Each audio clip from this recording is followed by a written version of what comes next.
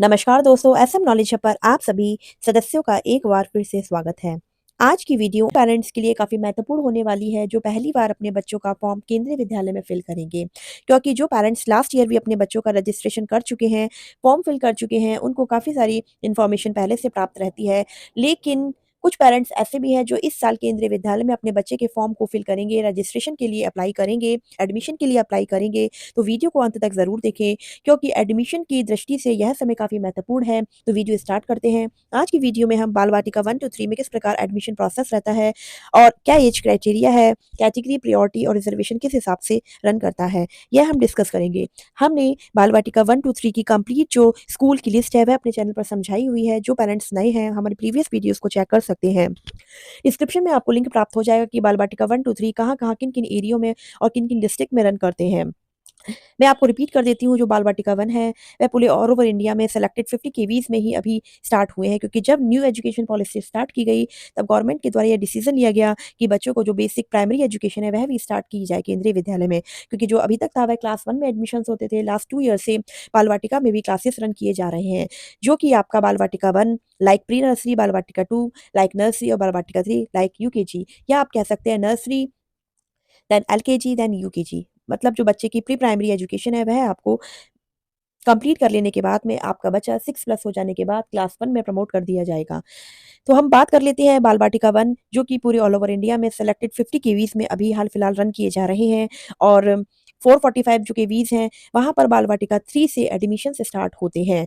तो आप यह समझ लीजिए, जहाँ पर बाल वाटिका 1 है, तो वहाँ पर ऑटोमैटिकली बाल वाटिका 1, 2, 3 तीनों क्लासेस होंगी, और बाल वाटिका 1 में फ्रेश एडमिशन्स होंगे, यानी कि कंप्लीट सीटें खाली होंगी, और बाल वाटिका 2 और 3 में ओनली वैकेंट सीट्स को फिल किया जाएगा।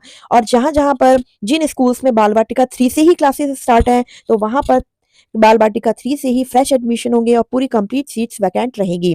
तो ये आप सीट्स का क्राइटेरिया समझ लीजिए, एक सेक्शन में, एक क्लास में 32 बच्चे का एडमिशन लिया जाता है, जो कि क्लास 1 में भी यही रहता है, और बाल वाटिका 1 टू 3 के लिए भी यही क्राइटेरिया रखा गया है। इसके बाद हम बात कर लेते हैं एडमिशन प्रोसेस की। तो मैंने आपको अभी बताया कि बाल वाटिका 1 में आपका फ्रेश एडमिशन्स होते हैं, जहाँ पर बाल वाटिका 1 टू 3 है, और जहाँ पर बाल वाटिका 3 से ही स्टार्ट है क्लासेस, वहाँ पर ओनली जो फ्रेश एडमिशन्स है बाल वाटिका 3 से ही स्टार्ट होंगे।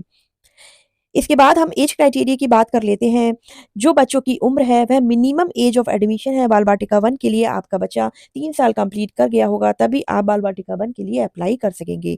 और जो बच्चे की उम्र है, आपको 31 मार्च 2025 पर रखकर कैलकुलेट करनी है कि आपका बच्चा इस क्लास में एडमिशन लेने के लिए इतनी एज फुलफिल हो रही है या नहीं। उसी के अकॉर्डिंग आप अपने बच्चे के लिए क्लास को डिसाइड करेंगे। इसका भी वीडियो हमने अच्छे से आपको अपनी वीडियो में समझाया हुआ है कि किस प्रकार से एज को कैलकुलेट किया जाता है।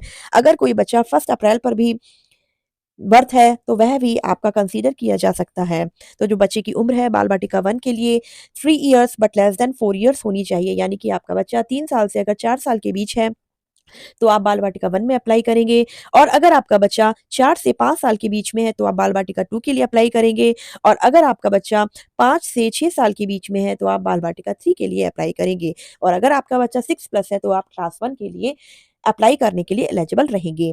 और इसी के साथ-साथ जो सीडब्ल्यूएसएन कैटेगरी से अप्लाई करते हैं, उनको प्रिंसिपल के द्वारा 2 इयर्स का रिलैक्सेशन एज लिमिट में दिया गया है। और इसके साथ-साथ जो एडमिशन का जो प्रोसेस रहता है, वह प्रायोरिटी, कैटेगरी और रिजर्वेशन के बेसिस पर रहता है, जो कि कंप्लीट जब एडमिशन की जो गाइडलाइंस निकाली जाती हैं, उसमें आपको कंप्लीट समझाया हुआ होता है। जल्द ही नोटिफ़िकेशन जारी किया जाने वाला है। मार्च एंड तक केंद्रीय विद्यालय में रजिस्ट्रेशन का जो नोटिफ़िकेशन है, वह जारी कर दिया जाता है। और क्लास 1 में जो एडमिशन की गाइडलाइन रहती है, वही सेम गाइडलाइंस बाल वाटिका के लिए भी एप्लीकेबल होती है, और वही same guideline class 2 to 12th भी रहती है।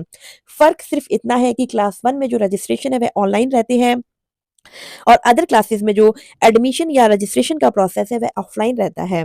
लास्ट ईयर बाल वाटिका 1 टू 3 में रजिस्ट्रेशन था, जो फॉर्म भरने की प्रक्रिया थी, वह ऑफलाइन थी। आपको स्कूल की ऑफिशियल वेबसाइट पर जाना था, और वहां से फॉर्म का प्रिंट आउट निकाल कर उसको अच्छी प्रकार से फिल कर सपोर्टिंग डॉक्यूमेंट अटैच करके आपको स्कूल में सबमिट करना था। उसी प्रकार से अगर आप वैकेंट सीट्स के लिए क्लास 2 टू 12th अप्लाई करते हैं, तो भी आपको या तो आपको नियरेस्ट स्कूल से कंफर्म करना पड़ेगा कि नोटिस बोर्ड पर चिपका दिया जाता है कि कितनी वैकेंट सीट्स के लिए एडमिशन का नोटिफिकेशन निकाला गया है पर्टिकुलर उस क्लास के लिए। तो आपको फॉर्म कलेक्ट करना है या ऑनलाइन भी आपको फॉर्म मिल जाएगा, उसको फिल करके आपको स्कूल में सबमिट करना होता है। और डॉक्यूमेंट की हमने कंप्लीट वीडियो बनाई हुई है, आप वहाँ से चेक कर सकते हैं क्या-क्या डॉक्यूमेंट आपको अपनी कैटेगरी और कोटा के अनुसार अटैच करके सबमिट करने होते हैं। सिर्फ़ और सिर्फ़ अभी क्लास 1 में ही ऑनलाइन रजिस्ट्रेशन होते हैं और हो सकता है सत्र 2025-26 में बाल बाटिका के लिए भी ऑनलाइन रजिस्ट्रेशन का प्रोसेस स्टार्ट हो जाए। और जो भी आप इन्फॉर्मेशन फिल करेंगे या जो भी डॉक्यूमेंट्स आप लगाएँगे बिल्कुल एक्यूरेट सही आपको लगाने हैं। अगर आप कोई भी रॉन्ग इन्फॉर्मेशन प्रोवाइड करेंगे तो आपके बच्चे के एडमिशन को कैंसल कर दिया जाता है। बाकी काफ़ी सारे पेरेंट्स का मेरे पास में कमेंट है, वह पूछ रहे हैं मैम कि क्लास 1 में हमें क्या दोबारा से फॉर्म फिल करना पड़ता है? अगर हम अपने एक बच्चे का एडमिशन बाल वाटिका में करवा लेते हैं, तो दोबारा से जब क्लास 1 में अगर हमारा बच्चा आएगा तो दोबारा से फॉर्म फिल किया जाएगा? तो ऐसा बिल्कुल भी नहीं है। एक बार बच्चे का केंद्रीय विद्यालय में एडमिशन हो जाने के बाद में आपका बच्चा क्लास 12th तक कंप्लीट एजुकेशन प्राप्त करेगा। बाल बाटिका 1 में अगर आपने बच्चे का एडमिशन करवाया तो ऑटोमेटिकली बच्चा आपका 2-3 आगे क्लास 1 में प्रमोट होता चला जाएगा। और अगर आप क्लास 1 में अप्लाई करते हैं तो क्लास 1, 2, 3 इस तरीके से ऑटोमेटिकली आपका बच्चा नेक्स्ट क्लास के लिए प्रमोट हो जाएगा। तो ऐसा कुछ भी नहीं है कि बाल बाटिका में एडमिशन करवाने के बाद में क्लास 1 में आपको अगेन फॉर्म को फिल करना पड़ता है। आपका बच्चा ऑटोमेटिकली क्लास 1 में ट्रांसफर हो जाएगा। और साथ ही साथ कुछ पेरेंट्स पूछ रहे हैं कि मैम एसजीसी कोटा अभी भी है, तो parents single girl child quota को कंप्लीट खत्म कर दिया गया है। अब से सत्र 2025-26 से सिंगल गर्ल चाइल्ड कोटा के माध्यम से कोई भी एडमिशन नहीं लिए जाएँगे। अगर कोई बदलाव आता है तो आपको हमारी वीडियोज़ के माध्यम से प्राप्त हो जाएगा। इसके साथ-साथ जो बाल वाटिका में आरटीए कोटे का लाभ प्राप्त करना चाहते हैं, वह कंप्लीट गाइडलाइंस हमारे चैनल से प्राप्त कर सकते हैं क्योंकि बाल वाटिका में भी आरटीए कोटा लागू होता है। और वह भी सेम वही प्रोसेस रहता है कि आप ईडब्ल्यूएस, बीपीएल कार्ड धारक हो या एससी, एसटी, ओबीसी, एनसीएल से हो, तो आप आरटी कोटे के तहत लागू कर आप आ सकते हैं और आपका जो घर से स्कूल तक की दूरी है, वह शहरी क्षेत्रों के लिए 5 किलोमीटर और ग्रामीण क्षेत्रों के लिए 8 किलोमीटर के रेडियस में होनी चाहिए। क्योंकि डिस्टेंस का जो क्राइटेरिया है, ओनली एंड ओनली आरटी कोटे से लाभ प्राप्त करने के अंतर्गत रखा गया है। और इसके साथ-साथ जो प्रायोरिटी कैटेगरी और रिजर्वेशन है, वह प्रत्येक क्लास के सिलेक्शन प्रोसेस में सेम रहता है। तो पेरेंट्स जल्द ही रजिस्ट्रेशन फॉर्म स्टार्ट हो जाएँगे। चाहे ऑफलाइन आपको एडमिशन करवाना हो, चाहे ऑनलाइन एप्लीकेशन फिल करनी हो, आपको डॉक्यूमेंट अपने टाइम से अपने बच्चे की रेडी करवा लीजिए। अगर आपने अभी तक आधार कार्ड नहीं बनवाया है, तो आप अप्लाई कर लीजिए क्योंकि आजकल काफ़ी ज़्यादा समय लग रहा है बच्चों का आधार कार्ड बनवाने में।